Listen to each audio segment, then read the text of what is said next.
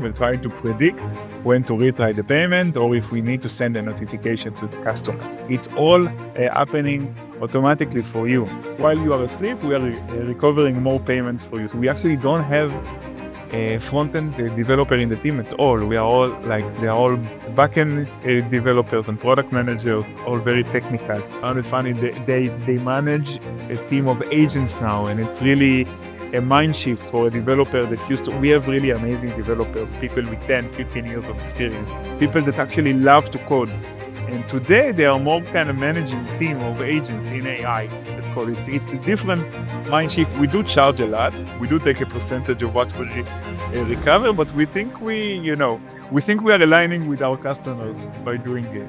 Meet Tzachi Davidovich, founder of FlyCode, a YC alumni and a former product leader at Pioneer and Beehive. FlyCode plugs a $443 billion leak, failed subscription payments. You install their Stripe app, and when the charge fails, their AI models decide when to try again and when to reach out. Users don't notice anything, and the revenue for customers goes up 5 to 8%. FlyCode is a sub-10 AI native team that is running a super lean operation, and they're also a Stripe marketplace partner. In this episode, Tzachi breaks down decline codes, orchestration, and when to leverage AI and how to scale a lean team. If you run a subscription business, this one's for you.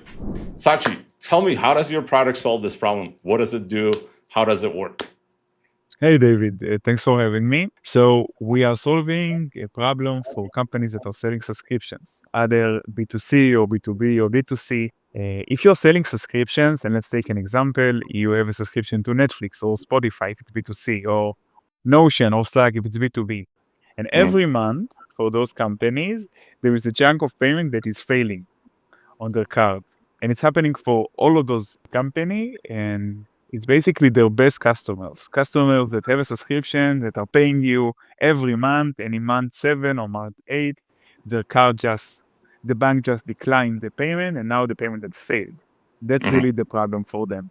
Failed payment means that they are losing the full LTV of the customers, and customer eventually churn. So that's really the problem that we are solving. Got it. Okay, and so how does that work? Like, why? Because I run a company, and I've noticed like sometimes my payments they fail for, it seems like no reason, or I've even seen like random codes in Stripe, like velocity exceeded. Like, what does that even mean? Yeah. So eventually when a payment is failing, the issuer, the banks are kind of sending this code of a reason, but eventually for us, for the customers, it's really a black box. Like, our customers are trying to solve it because it's a massive problem for them, but it's really hard. You don't know where to start.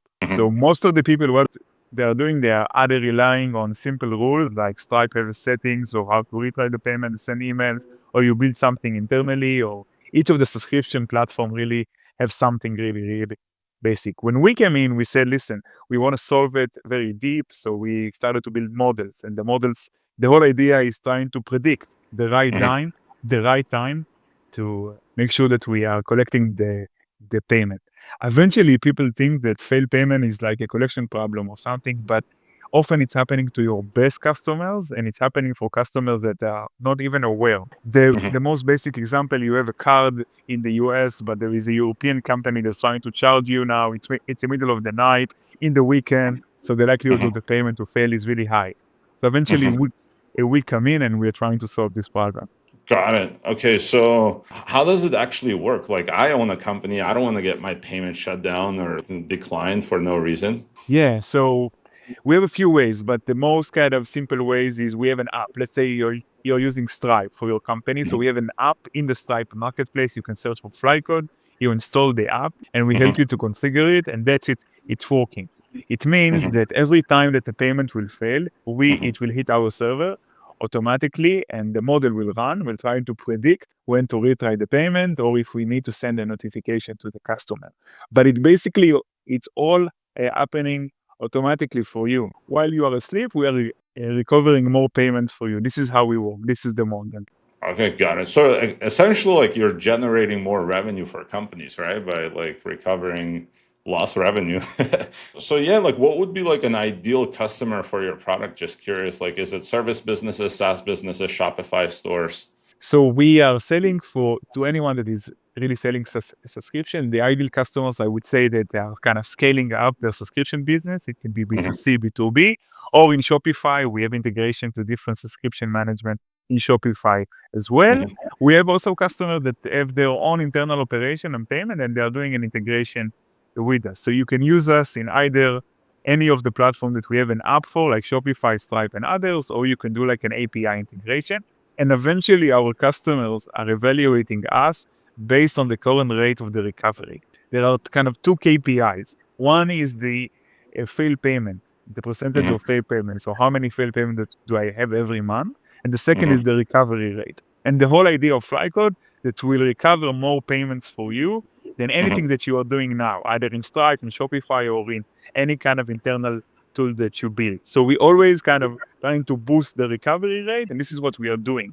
We also kind of, when we price the customer, we look at their current recovery rate, we look at the boost that we will do, and we kind of take a cut out of it directly. So we link the product directly to the success and the revenue boost of our customers. Got it. Like you mentioned, this is a $443 billion problem. Is that how many declines or just like, businesses have per year? Is that the number that you came up with? It seems like a big problem. How did you come up with that number? Because because the subscription economy is huge and the customer is not, right? When I have a card on file on my Netflix or Spotify or Notion account, right, I'm not in the loop eventually. So those companies are trying to charge me every month.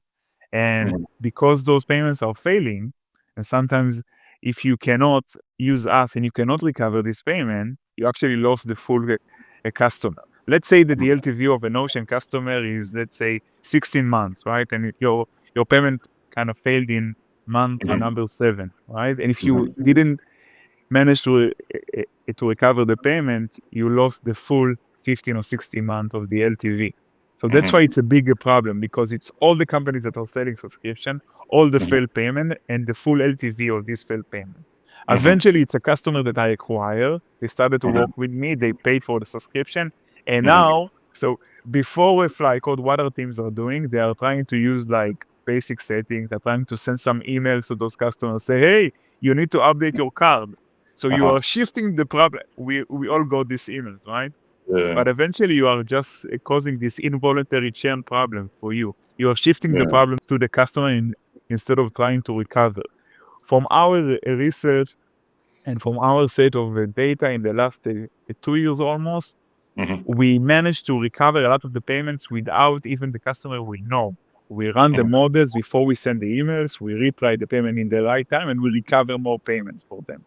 So the customer didn't get the email. It's not a churn risk for you, and we still managed to recover the payment. But this is why it's such a big problem.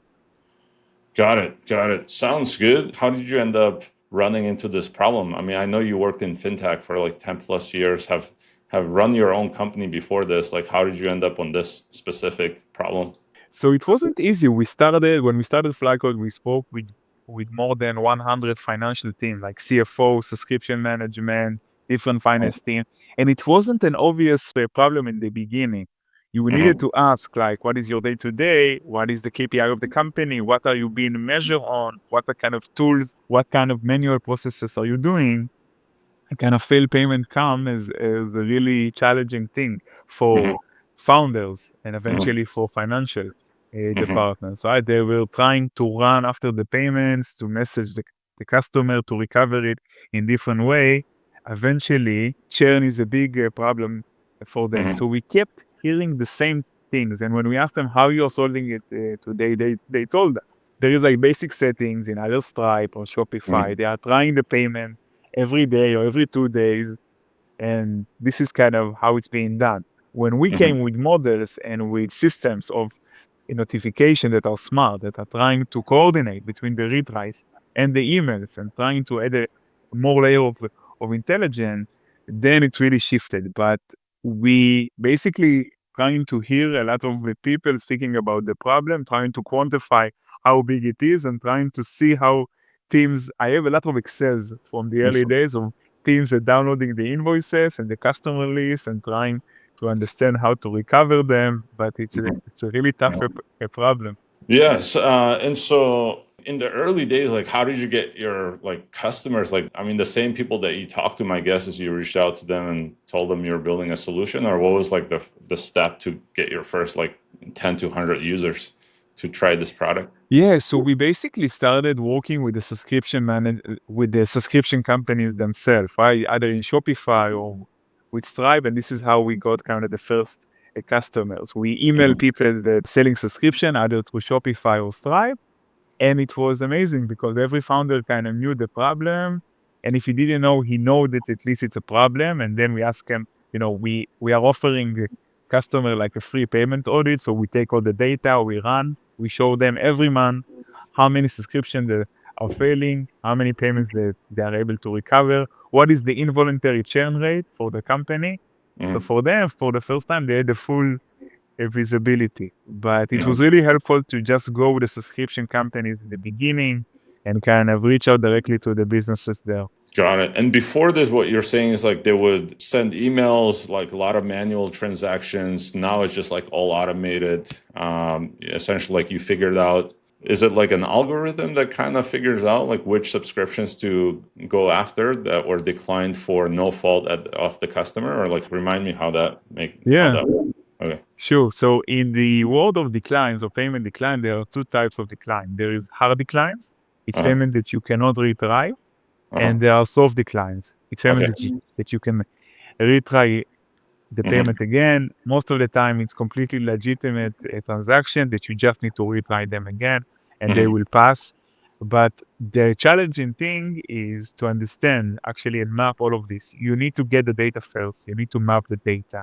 And you need to understand the different error codes. You need to understand the different kind of models that are running. And when we started with the models, it was really interesting because we tested different models, different error codes, different payment metadata, just to understand and trying to put the model, the command, kind of the system idea behind the model is to predict the best time.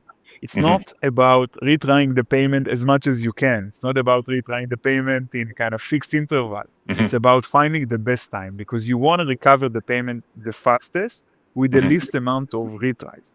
The retries is not something that eventually you don't want to hurt your kind of authorization rate as a merchant because banks and the issuer and the payment provider will penalize you.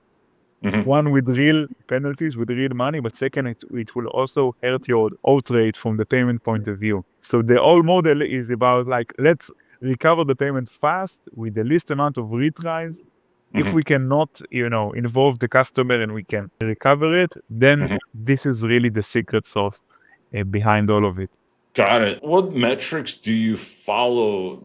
For example, when you're building this product that kind of like showed you that, this problem is worth solving. Like, was it just, tell me a little bit more about like that product side of things.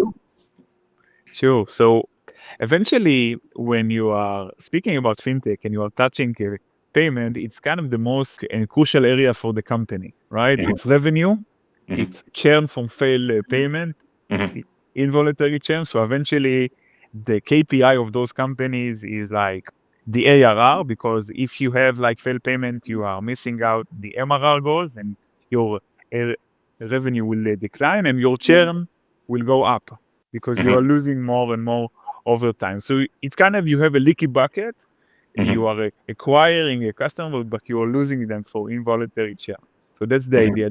Those are the two KPI. And it's interesting because the people that we are selling to are CFOs or finance departments.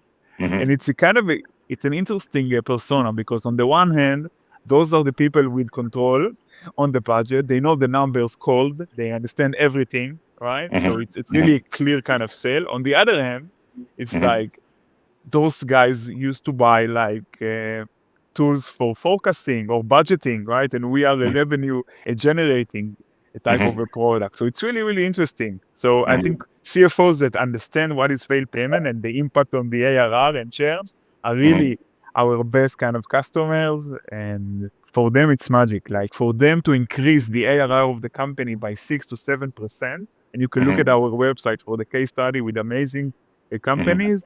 It's meaningful, like 5%, 6%, 8% to the ARR is like, where do I sign? So this is once we are doing the process, it's become very clear that we hit the top KPIs of the company.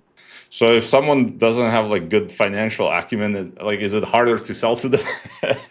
Like It sounds hard, yeah. It's always interesting if you are not aware of the impact of like most of the time, people think that churn is like, we have a product problem, we are missing features, it's a pricing problem, it's an acquisition problem, a marketing, so they didn't brought us the right customers. But eventually, this is kind of more the active churn. For involuntary churn, it's interesting because the customer are already paying you, right? And then payments fail. If you are watching this video and you don't know your failure rate and the recovery rate and how failed payment impact your ARR, then you need to speak with us. That's the key. But it's harder to sell if you don't know at all. Then we need to do the report. It's a longer sell for us, definitely.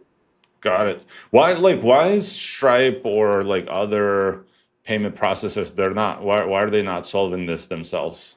I love this question because we get it all the time, and we kind of wrote it in the website trying to explain why Stripe and others are not. So they are. The simple answer is those companies are trying to solve it with really basic settings. Stripe or Shopify or any company that is selling subscription, it's not their main product. So they are trying to do a few retries, right? And that's it. And it's really, really challenging. We are a Stripe partner. It means that we have an app in their marketplace and we are working with Stripe, and we launched with them like a few weeks ago, like payment orchestration in San Francisco. So we are very close, but eventually Stripe have really basic settings that you can choose. Stripe Billing is a product for 300,000 merchants. So every time that you're doing a retry, you are retrying the payment again, it's very challenging. When we come in for merchant, we can customize the model for them. We understand the business, their business model, their type of customers, what is the distribution of their error codes, their card. It's very, very different product. It's very different value proposition. That's why we manage to improve the recovery rate more than anyone in the market, more than Shopify subscriptions platform, more than Stripe, more than anyone in the market, because we are a very dedicated solution. That's why we can kind of manage to do it every time. Got it. It's like an easy sell for me. Like, personally, right? Like if someone came to me and they're like, "Hey, I can add 5% to your revenue," like, why wouldn't I take this solution? Like, what is the usual holdback from companies that do not want to use this product? Is it your price point? Like, what are the blockers? I think the first thing is what we said before. It's education. Like being aware of the problem is the first thing. Like if I've just come up and say, listen, failed payment actually impact your churn more than you need to either want to understand it or want to believe, or at least take like a payment audit and actually see the number. So that's the first thing. Second is about eventually, a guarantee of the result. We do provide this kind of guarantee, but you need to be able to understand that the models eventually will work for you. I don't think that we lost someone to a pricing. We do charge a lot. We do take a percentage of what we recover, but we think we are aligning with our customers by doing it. So I don't think we lost anyone for a pricing. Yeah, but eventually we are touching the most, I would say, sensitive stuff. So we don't really touch the money of the company. The only thing that we are doing in Stripe and Shopify or with our integration, we just kind of create like a pay call. So we just basically in charge on the timing, on the schedule of the transaction. Or if we are sending emails, we basically take over all the communication. We have our own robust email product. When we send emails that are transactional in the local time of the customer. But other than that, this is the kind of things that the customers are telling us so far. And what do you charge? Like, what percentage do you take? It really depends on the failure rate and the recovery rate. Eventually, we stand behind the numbers. So if we tell you that the boost in the recovery rate will be, X and Y, we stand behind the numbers specifically in the contract and in our pricing. So it really changes between the companies specifically according to their data, their numbers, their ARR, their failed payment, the distribution of the codes.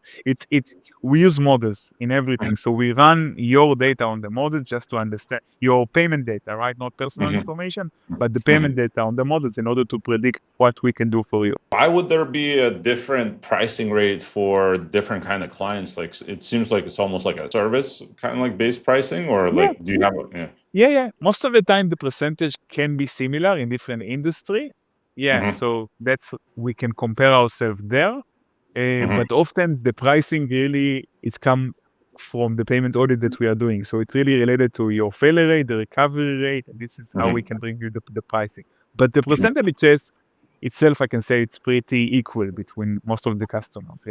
Sometimes we have more stuff that we are doing, more kind of custom integration that we are doing, more in-depth stuff that we are doing for customer, and that's why it sometimes can change. But the majority, it's really similar, at least regarding the percentage. Got it. And so, is there certain industries that have like higher payment rate failures, or like how does that work?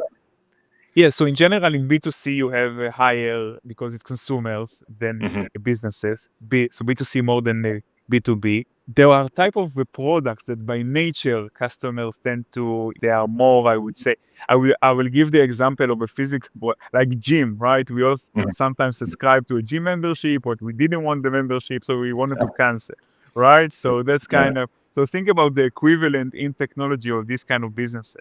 But eventually, it's products that tend to have a lower LTV, so customers are only consuming them for a few months. If during those few months you still have a failed payment, and now you have even a shorter lifetime value, then it's really challenging for those businesses. Got it. Sounds good.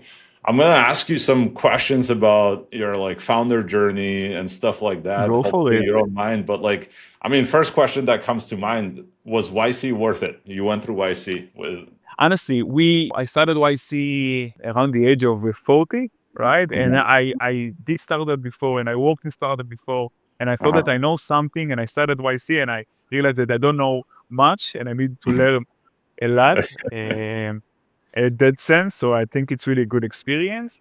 And I would say from the help and the mentorship and the community side, it's just really amazing. A few hours ago, I emailed a YC company that we are starting to use their product. I emailed the founder directly. So I think the level of community, and we still get support, right, from our partners in YC. So I think for us, it was really a meaningful experience. Got it. So like you mentioned, like there's some things that you were doing wrong that you know, like after going through YC, you've shifted your mindset. What are like top 3 things you would say you've been doing wrong and have, you know, you've had like either mental mind shift or like product strategy, like whichever applies more, I guess. So I would say probably from the customer point of view, from the feedback, like how to hear the right feedback and actually trying to solve the real problems for customers. The motto of YC is kind of build something that people want, right? So it's really hard sometimes in the beginning to understand what is the real pain. I like the example, I think Michael, one of the partners in YC gave once, that the problem needs to be like you're sitting in the room with someone, his hair is on fire, and the only way to kind of shut the fire down is with a stone, like a brick, and you are taking it because it's fire, and this is the kind of problem that we were trying to heal. So I think this is one thing about customers. More stuff. The second, I think, is kind of keeping lean, I would say, but lean, small team, very efficient. So now with the AI, everyone can do more with less probably, and now it's a trend of small team. FlyCode also joined like a wall of fame of the mighty teams, like companies with, that are still small with high revenue. So I was really proud to see it. But for YC, it was like a mental model to kind of keep the team very lean. And you asked for another thing. I would say that keeping control in your company is something really, really important over time. Like there is a lot of stories and a lot of around like giving up control or losing sight of the company. So eventually you need to control your own destiny. And the way to do it is have customer, have revenue, make sure that you're growing. And this is how you maintain control. Got it. So like you mentioned, you wanted to focus on like hair on fire problems. So is there any feature or strategy you considered early on that you thought was good, but you decided not to follow through with it, whether it's, customer feedback or YC? Is there anything that comes to mind that you were looking to build, but then it made no sense to go through with it? I mean, early on, you might have been excited about it, but I don't know. Yeah, I think like things that seem very obvious. Like, for example, we didn't have a dashboard for our product for a long time, Mhm, right? We kind of send manual reports for customers. mhm, So I think before YC, like I couldn't even imagine a situation when you don't have a real dashboard. mhm, And when we started the company, it was fine to send people like reports every month or to rely on partners like Shopify or Stripe to show the mhm, reports. It's still mhm, fine for me, by the mhm, way. And I mhm, think it's important to say, listen, our value, if you work with FlyCode, will make more money for your company every month. mhm, The rest is like nice dashboard or visibility and report. We will show you every month that mhm, we will outperform anyone in the world that is mhm, doing it. And mhm. that's it. That's the value proposition. So I think it's something that before I thought that I really need, but after it wasn't really the value. And I said, listen, we don't need it. Yeah, it makes sense. It's like it's always hard to like you always think like this extra stuff can help a lot, but key is to stay focused. But speaking of staying focused and lean teams, you mentioned how big is your team currently? Really small, less than 10 people. Oh, I hope really? to keep it like this as much as I can. Nice. Yeah. And so how do you guys leverage AI yourself, like in the company? Is it for coding? Is it for marketing? Like what do you guys use it for? Yeah, I'm really happy to say that we have a mentality of AI native from the beginning. And I Uh-huh. think this is what kind of help us to stay Uh-huh. very, very small, but still really efficient. So the core stuff related to our models, to our ability to analyze the data, to build the predictive models, that's kind of the core of the product. The Mhm, second is in development. We are going to actually release a new dashboard for our customers completely built by AI. mhm, So I remember a few months ago, we kind of thought how to build it. And we said, maybe we'll take a template. Maybe we'll use like different components. No, we used completely AI to build everything mhm, in it. We actually don't have front-end developer in the team at all. They are all back-end developers and product managers, all mhm, very technical. So, mhm, so this is the kind of the shift. In the mhm, day-to-day, we use it for everything. I'm mainly doing a lot of the go-to-market and the marketing, and I'm using AI for everything from SEO to content generation for videos. We actually have really nice videos that we are doing with AI and Yeah. lots more like research, customer outreach. It's Mhm. power everything that we can do. And what do you guys use specifically? Like, are you using Lovable or Cursor? Like, what do you guys use for coding We use stuff? Cursor. Yeah, we started with Cursor. Mhm. Now Cloud Code as well. But yeah. How do you decide like what you should have AI do and what like a human should do? Like, do you have like a process for that or? Yeah, I don't think a specific process for that. We are trying to think about the problems, what is relevant, and then we really utilize AI when it's needed. Like there Mhm, are areas that human is really important still, and I think it mhm, won't be replaceable that mhm, often. But the processes themselves, the workflow of the company, the models, the code generation, the outreach, the research, those are mhm, things that eventually the team always kind of found it funny. They manage a team of agents now, and it's really a mhm, mind shift for a developer that used to. We have really amazing developers, people with 10, 15 years of experience, people that mhm, actually love to code. And mhm, today they are more kind of managing a team of agents in AI that code. mhm, It's a different mind shift. It took us time, right? It took us mhm. time to make this shift, and Got it. I mean, like something I hear often is like agents or AI kind of gets you there 80%. I mean, would you say that's accurate or are you able to get AI to get you there 80% and then code the rest of the way to get you there to 100%? Like what are you seeing out there? Like, do you feel like AI comes up short in certain cases where human expertise just is needed? it depends. So I think for coding, like it took us a lot of time to write the system prompt ourselves, to Mhm, put a lot of boundaries, to understand, right? To have kind of a PRD of the project, like the way that we write features, the mhm, way that we write the applications. mhm, So it took us a lot of time on our side, on the research side, on understanding the data models. And this is kind of more important eventually than anything, because based on those foundations, based on those stuff, we can continue to build the new feature, the new dashboard, the new product. But once we have this, I would say that AI can definitely bring us, and it does, to 100% production without any front end or any designers in the team. You still have a fully functional web application at scale for our large customers, and it's working. So in those cases, it's working. In the areas, in specific areas that are still, I would say, more of kind of understanding what our customers, the right kind of messaging for us, those are the kind of area that I still find it really important that will continue to be involved. Have you had any bad experiences with AI? For example, I remember, I mean, this was before I think ChatGPT was blowing up, but essentially we used it for writing cold outbound emails, and it researched, some profiles on LinkedIn, and it found a couple of them that had, like, one of them had experience in volunteering at like a food bank or a homeless food bank. And so it reached out to that CEO and asked him, like, hey, I noticed that you were homeless and now you're a CEO. Like, how did that journey? Tell me more about this journey. And the CEO wrote back, like, where did you see that I'm homeless? Blah, blah, blah. Like, well, have you had any bad run-ins with AI that just like frustrates you, or that's Uh, like, yeah, mainly in our internal process, right, of iteration, of writing stuff, of connections, like, because the team really adopted AI very early, we needed to write all the stuff ourselves, the connection, the workflow, the system prompts, the how to make sure that every time that we run the code, we don't get a different UI, a different response, different, right? yeah, So yeah. we needed a lot of a learning curve there.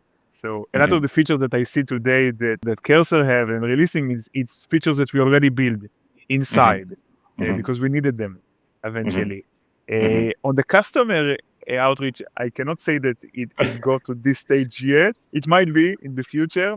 My dream is to have a website that you are coming and it's completely interactive according to your profile, and you can interact with the website, and it will can understand kind of your error code or everything, and you can actually interact completely, and we can analyze your own data. We are still far from doing it completely with AI, but we'll get there. So yeah, I think we should still be sensitive with the usages every time. We are trying to keep it very controlled at the moment.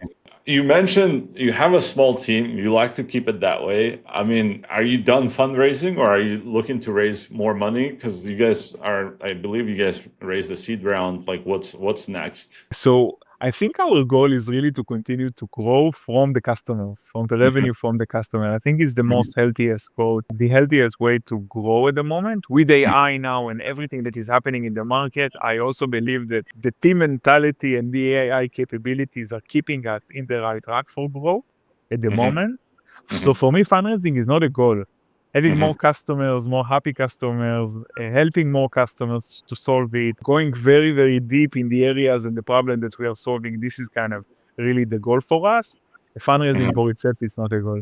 We've covered a lot of stuff here, but like, is there something that I haven't asked you, but I should have asked you, whether it's about your product that maybe I have missed? So for me, it's more about the people. Like, I think a lot of teams, even now with like, especially now with AI, when the teams are smaller and more effective, the impact of each of the people in the team is like 10 or 20 or 100x, because the level of responsibility is different. The AI, the capabilities are completely different. So for me, it's about, I have amazing co-founders, Itai and Jake, that we are working together. We know each other for years, and we work now years on FlyCode as well. So that's really for me the kind of working with them. I would say this is kind of the real goal and the real aspiration, just to continue to do it for many years that are coming. And the team itself, it's becoming, I think the bar is really high today for hiring. The contribution of team members is really changing.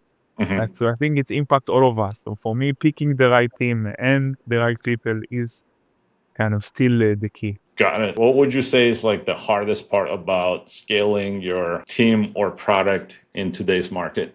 The hardest part. So the hardest part is just to continue to do 10x, like to punch over our weight with very limited resources and still to be with a very a small team to make sure that we are on top, like the most kind of advanced models, that we are solving this problem very deeply, that we are a team that can cover all the aspects of the product. Like that's key for me, from customer support to account management to have real integrate, like more and more deep integration. That's kind of key to continue to scale. I hear that a lot now. Actually, like a lot more people want like a combined role, like engineers who can do support, engineers who can do talk to customers and stuff like that. I have a product manager that is a developer now. We Oh, really? shifted, we converted him completely. And it's very funny because in the past, he used to laugh on the developers. Why you are not answering my emails? Why you are not checking Slack? Now he's a developer. So he's like, he gets it. Like when he has to change a filter now, and he can do it himself with AI now. So it's shifting. Yeah. What is like one thing that you believe in AI that most people would disagree with? Don't know. I haven't thought about it. Something that people want, so people would disagree. So I think I see a lot of leaders are writing about AI and AI first and replacing teams. I genuinely believe that eventually we still need the best people to in order to perform, and the kind of people, the kind of skills that are now will be needed. It's not the kind of people necessarily that write the best code, or it's people that will continue to deeply understand the business problem, the customer. They will need the empathy in order to kind of describe the needs to the machine. So for me, it's about like the set of skills and the need of empathy in business as well, especially in the world of AI. The question I have, like, I mean, we were talking about, everyone wants to hire more experienced people. And I think the reason why I feel like AI in the right hands makes that person 10 times more productive or more powerful, whatever you want to call it. But AI in the wrong hands, like maybe like a junior employee or whatnot, can be a dangerous thing. How do if you were what advice, first of all, like what advice would you give someone starting out? Like, if you see someone either as a product leader or as an engineer, what advice would you give them in this new AI era? I think it's really interesting. Like there are people that still have a lot of experience, and now AI is kind of disrupting their work, or they need to continue to embrace it and they need to kind of enjoy it. I mean, there are people that this is their. I know that founders that are starting now a few months ago, they don't know a world before it was AI native completely now. So I think the entire batch of YC, the recent batch, is kind of built on AI code generation, and it will just continue. It just makes sense. But for me, it's about when I'm starting to face a challenge, I often try to at least break down what do I need? What are the question that I'm asking myself? What is really the challenge before I'm trying to interact with AI? Like I'm trying to tell the stories and trying to define the problem like I always did. Now AI is here to help me, but eventually, so for me, it's about the process. Like I'm not trying to start with AI. I'm trying to first ask the question and then engage. What is like one thing that you stopped doing that made you like a more successful founder? That I stopped doing. I think it's in a team of founders, but eventually in a small company, knowing the things that you are really, really good at and things that you are really not, and others can do better than you every time, that's the really important stuff. So for me, figuring out the things that I'm not good at all, and each of us, the founder, admitting like those tasks, if we need to do it, maybe someone else will do it that is much better. And Jake, my co-founder, is amazing in those stuff, and Itai in other stuff. So for me, saying no to stuff and knowing exactly where to focus made me a better founder over time. Got it. And so what's like one piece of advice you'd give your like younger self? Like it doesn't even need to be related to product or, your To startup. start early as much as possible. To start, not be afraid, not to take anything, just to start, just to go and do it and try. I like that. I like that. Yeah, sounds good. Tzachi, like I said, I think we've covered a lot of stuff here. I got a lot of interesting insights about the payment industry here. What would be a good way for people to get in touch with you? Is it by email, by LinkedIn? Yeah, both are good. So you can go to LinkedIn, you can add me, you can go to flycode.com and message us. I always read everything. the people right. So yeah, anyway, it's good. Okay, sounds good, Tzachi. I want to thank you for coming on the show here, get this stuff out to our audience. And also, if they have any follow-up questions, they'll know where to reach you. So yeah, thank you for coming on the show. We'll, like I said, hopefully see you grow, but it's going to be hard to judge like how big you're going to get if you're not looking to raise any funding. Usually like the news that the news that I you promise used to to share. I promise to share more publicly. Publicly, it was great to join, David. Really appreciate it. Thanks a lot. Thank you, Tzachi.